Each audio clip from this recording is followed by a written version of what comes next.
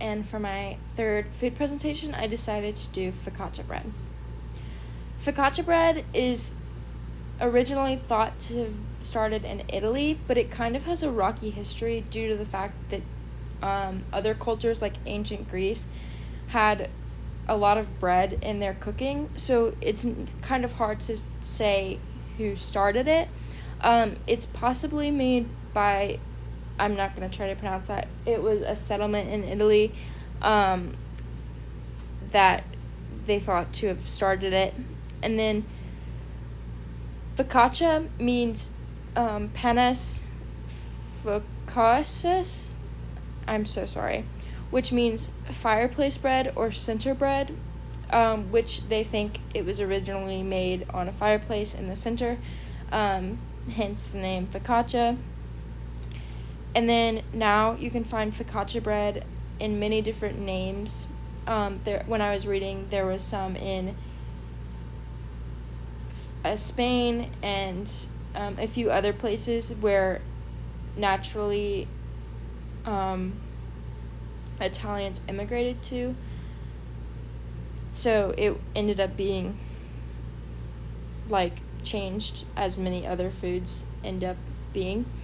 And so focaccia bread is basically like a flatbread but with yeast in it, so it's left to rise.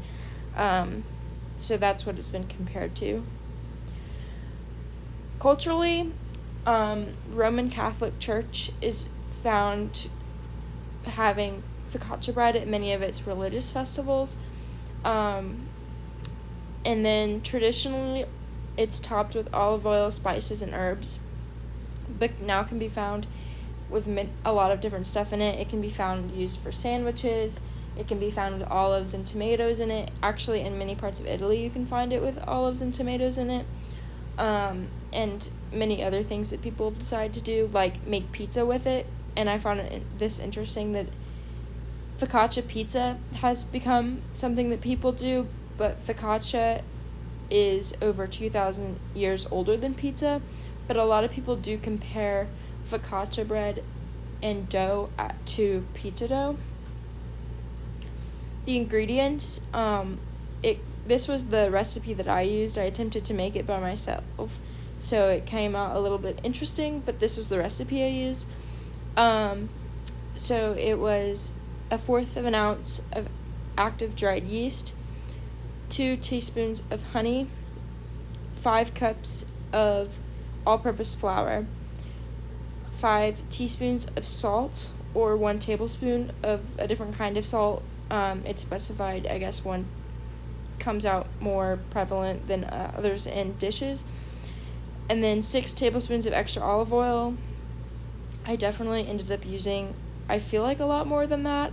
I measured when it went into, the bowl to mix with the dough, but, when I put it on the pan, I didn't really measure, and especially for my hands, when I was doing the, dimples on the focaccia bread, I did not measure, so I feel like I ended up using a lot more than 6 tablespoons of extra virgin olive oil. 4 tablespoons of butter, flaky sea salt, and 2 to 4 garlic cloves. So this nutrition composition was not from the recipe I used. My recipe didn't have a nutrition composition that went with it. So I'm also not 100% sure what the size of this 142 calorie serving of focaccia bread is. This just said 1 serving. So for 142 calories of focaccia bread, you have 4.5 grams of fat, 320 milligrams of sodium, 20.4 grams of carbs, 1 gram of fiber, 1 gram of sugar, 5 grams of protein, 20 milligrams of calcium, 78.7 folate, 73 milligrams of phosphorus, 65 milligrams of potassium, 3.32 grams of monosaturated fatty acids. So before I switch to the next page, keep in mind how much sodium there is. That stood out to me as being a lot of sodium. So that's why for my relationship to disease, I did sodium in the focaccia bread. So the CDC says that consuming high amounts of sodium can lead to raised blood pressure, increased risk of heart attack and stroke, which obviously focaccia bread isn't the sole producer of these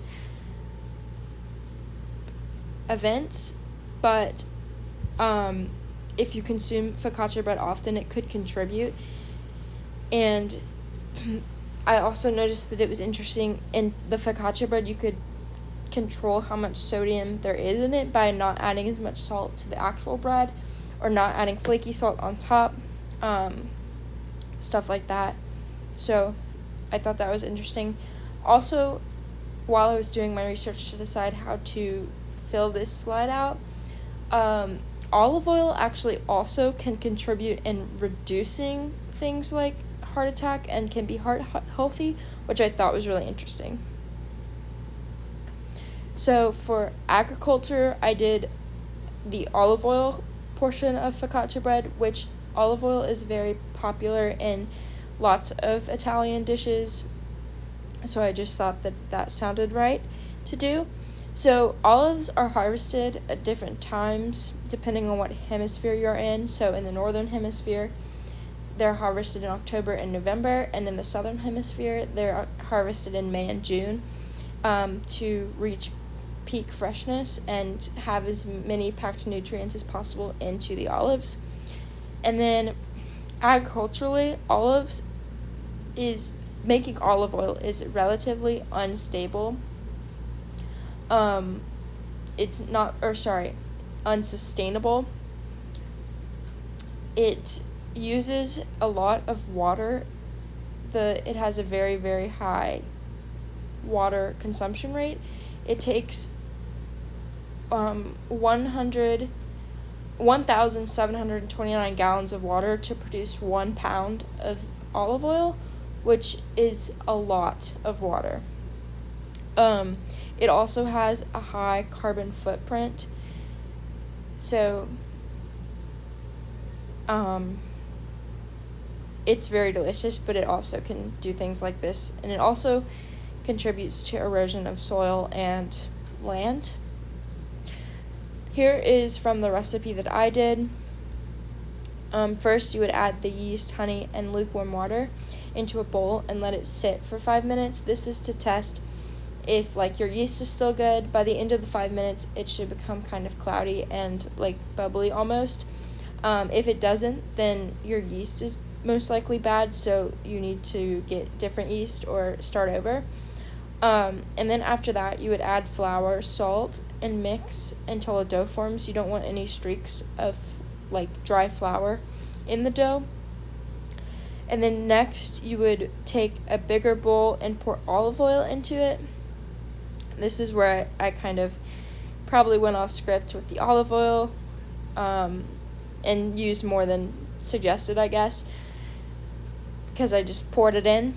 And then you would place the dough into the bowl and coat it with olive oil, and then cover it with saran wrap or something like that, and let it sit to rise either in the refrigerator, and that takes 8 hours to 1 day, or at room temperature for 3 to 4 hours.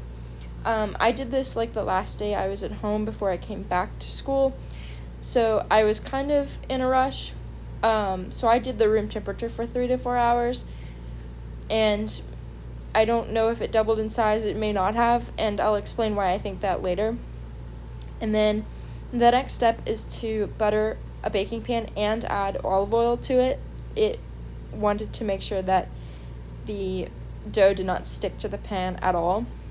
And the pan is a thin sheet pan, almost that you would make cookies on, but it has a 1-inch side around it.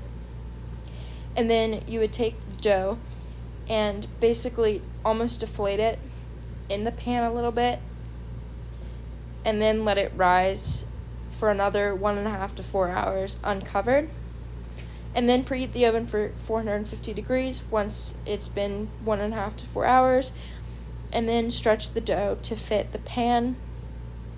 And traditionally, focaccia has dimples in it, so you would poke the focaccia bread with your fingers, and you would make sure that the dimples go all the way down to the sheet pan, and then drizzling olive oil and flaky salt and then baking until it's golden brown for 20 to 30 minutes.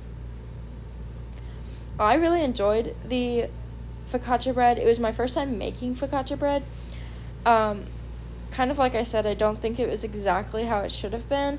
It was really crunchy on the outside, but from what I read, it's supposed to be more fluffy on the inside, and I think that was probably a result of me not letting it rise enough and being impatient.